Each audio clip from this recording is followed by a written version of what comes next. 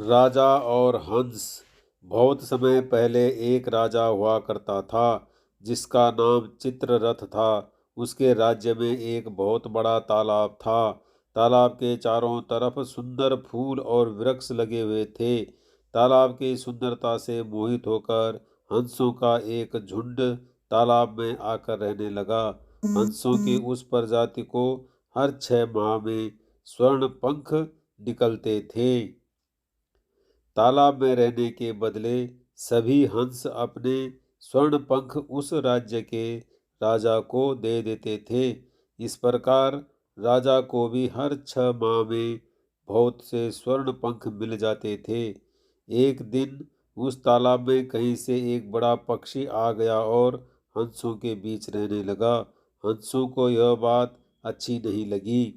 हंसों का राजा उस बड़े पक्षी के पास गया और बोला, हम इस तालाब में बहुत समय से रह रहे हैं और इस तालाब में रहने के बदले इस राज्य के राजा को स्वर्ण पंख भी देते हैं, परंतु वह बड़ा पक्षी हंसों की बात मानने को तैयार नहीं हुआ और जबरन उनके बीच रहने लगा।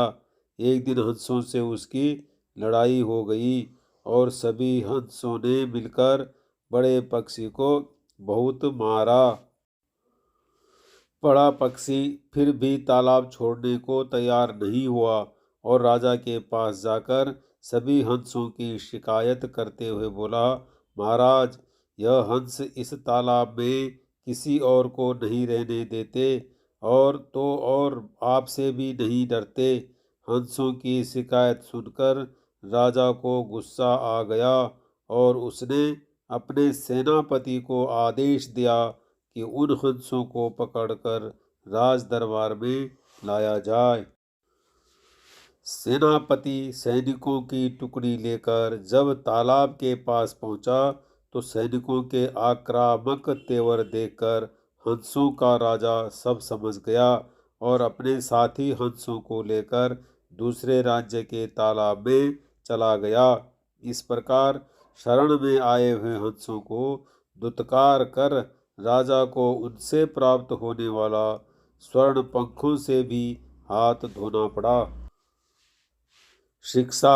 राजा और हंस की कहानी से हमें शिक्षा मिलती है कि शरणागत को कभी दुत्कारना नहीं चाहिए।